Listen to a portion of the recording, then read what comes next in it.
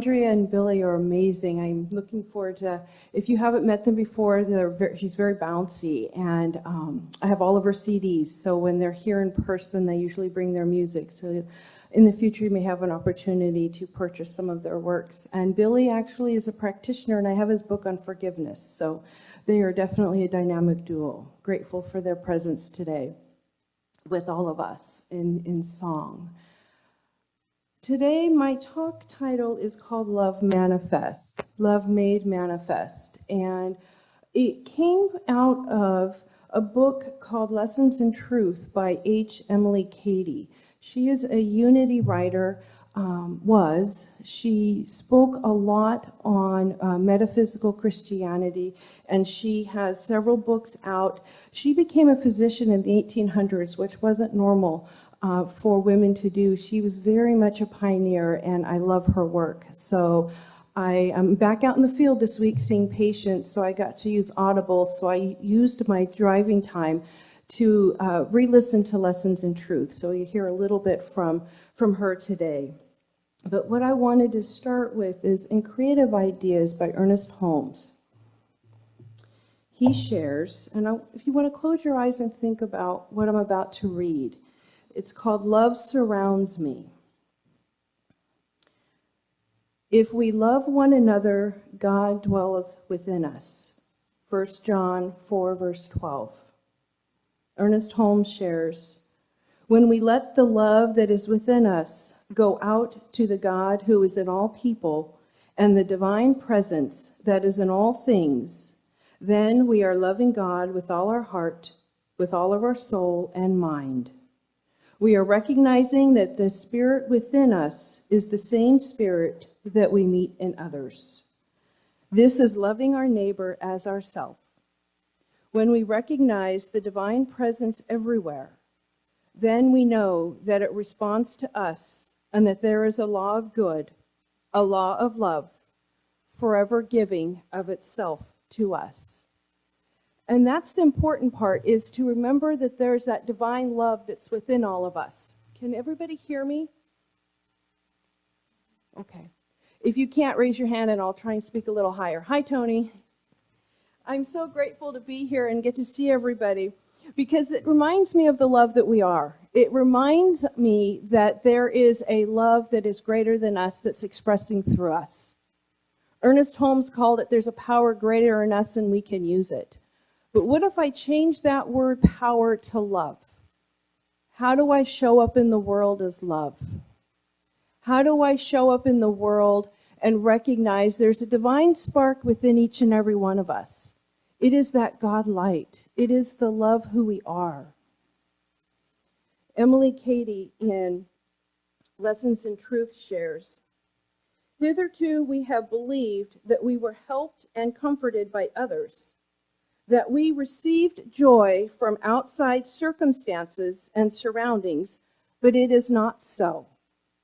All joy and strength and good spring up from the mountain, from the fountain within one's own being. And if we only knew this truth, we should know that because God in us is the fountain out of which springs all of our good. Nothing that anyone does or says, or fails to do or say, can take away our joy and our good. It comes from within. The love of who we are is the divine expressing itself beautifully. How do we have this opportunity to celebrate this truth? How do we recognize in that moment that there is love within us? I saw flowers on the table when I came in. I'm not sure if they came from Bob or not, but they reminded me of joy. When we look out around us, what do we see? What are we choosing to see? Which lens are we looking for? Or through or as? That divine spark that's within us is the lens that I like to look through. Because when I do that, just as Anne Marie shared the namaste at the end of her beautiful prayer, the namaste is the God in me honors the God in you. And when we are in that same place, we are one. So when I look at someone with love, I'm seeing that joy. I'm seeing the love that's there. The other thing I loved about Anne Marie's message this morning in her reading was balance and gratitude. Yesterday we had our grief group, Living Through Loss, over Zoom. And at the end, Reverend Juanita asked us all to share a word, how we were feeling at the end of our time. And almost all of us came to a place of gratitude. We had our own reasons, and we shared those, but what we came from is a place of gratitude. That's love made manifest when I can come from that place of gratitude and say thank you for whatever it is that's unfolding in my life. It may not be the appearance I want, and yet I know there's a higher truth unfolding. As Lisa and Wenda took their practitioner exams on Friday night, I remembered my night. It was actually an afternoon when I took my prac exams back in 2003. And it took me back to a place of love. How nervous we were taking classes for 4 years and getting ready for this day and looking forward to it with anticipation. And there was fear too, because this was a culmination of all these years of study. And there was also anticipation and excitement. And that's the place I hold for our prac students as they walk through this part of their journey. Ernest Holmes said we're all practitioners with a little p. Some of us study and become practitioners with a capital P. But the truth is that the absolute truth is that we are all one in God. That we come from that space of love, and we come together on Sundays, whether it's Zoom or Facebook Live or in person or picking up a book. We are coming from that space of oneness, of love. I'm grateful for Zoom. If we hadn't had that this last year, I can't imagine. I'm grateful for that other opportunity to connect. Because love made manifest is connection. It's a heart-to-heart connection. It's the love that we are. It's also, love made manifest is also an opportunity to live your best life. Live where you're feeling called, and that comes through ideas. Emily Cady shares something about ideas as well. She says, make no mistake, God is talking to you all the time. The hunger which we feel is but the prompting of the divine within us. This hunger or desire, which seems to come as a premonition or a prompting, is a divine idea. And the purpose of our mind is not to store divine ideas, but rather to process them. Divine ideas need to be moved. And the first step is recognizing the divine idea. We do so by affirming that God is life, love, intelligence, substance, omnipotence, omniscience, omnipresence. She reminds us that we often don't see this gift that lies before us. Without recognizing the gift, the divine idea is not moved. She writes that every particle of life, love, intelligence, power, or real substance in the universe is simply a certain degree, or so to speak, a quantity of God made manifest or visible through form. Thinking begins with recognition. What are we going to choose to recognize in our life? What are we going to choose to act on? Are we going to choose to act on love? Or are we going to act on compassion? Or another amazing gift that you have to give? There's a story about an island of feelings. It's called the Parable of Love. And it's one of my favorite stories. I use it often. I'm not sure if you've heard it before, but I'm going to invite you to listen to it today. It's author unknown. Once upon a time, there was a secluded island where all the feelings lived. Happiness, sadness, anger, trust, all the rest of the feelings and all others that accompany feelings, including love and time. As long as they lived, everyone in the world was able to have them. But then one day it was announced that the island was going to sink. So they all had to vacate the island as soon as possible or die, and with their deaths, everyone in the world would lose them forever. All the feelings and company quickly began to prepare their boats to leave as soon as possible. Love was the only one who decided to stay until the island would start to sink. But when the moment came and love wanted to leave, it found itself without a boat. Someone else must have taken it. Love started to worry, and then suddenly it saw Wealth. As Wealth was passing by in its own beautiful boat, Love asked, "Wealth, can you take me with you?" Wealth answered, "No, I can't. There's a lot of gold and silver in my boat, and sadly there is no place for you."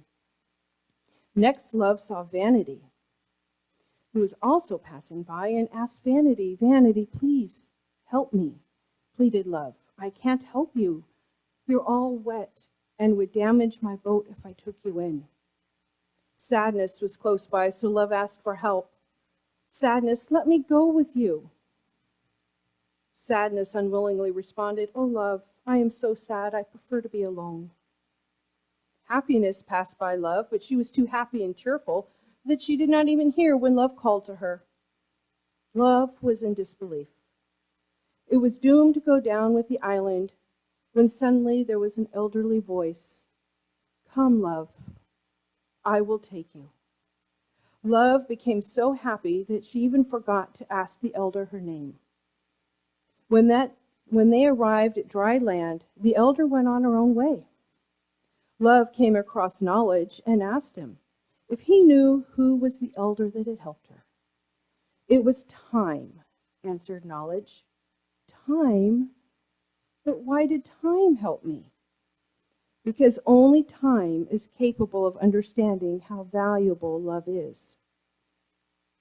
Love and Time became inseparable, even though many people forget about the importance of them together. Love and Time.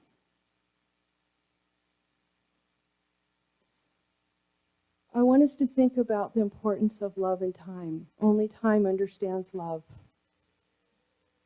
And at the same time, I think we all understand it in our own way. There is a gift that's within us to love. When we open our heart doors, what do you think happens? We might have an opportunity to express love in a new way. See the beauty of a bird. Or see something new.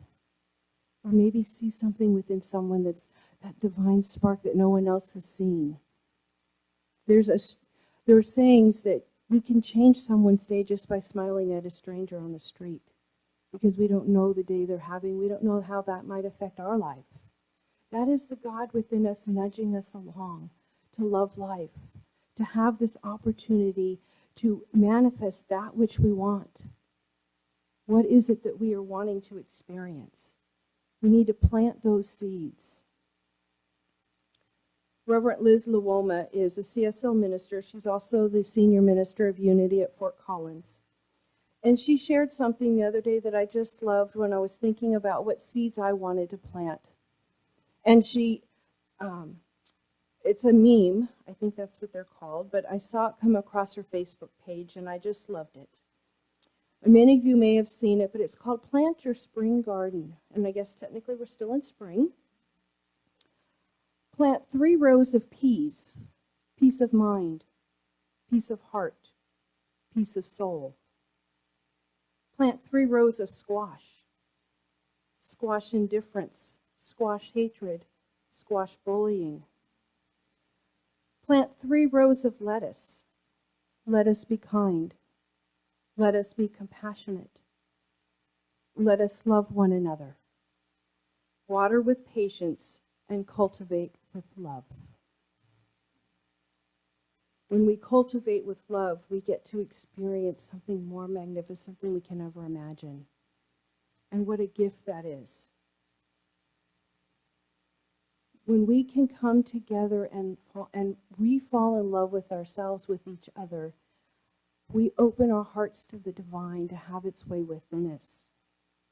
Before I close in prayer, I'm going to lead us in a visualization. It's by Dr. Sue Morter, so I invite you to close your eyes. She talks about anchoring love more deeply in the body than ever before. When we can come to anchoring it into our body, I think we can take it out into the world. When they say that the longest 18 inches is from your head to your heart, so we're going to take it into the heart level today. In this moment, call up an image of something you love. You might think of it as a person, a pet, or a situation, but bring it before you in your mind's eye. Now notice how you feel inside your body. Holding the image before you, turn up the volume on the feelings of love. Then turn up the volume again.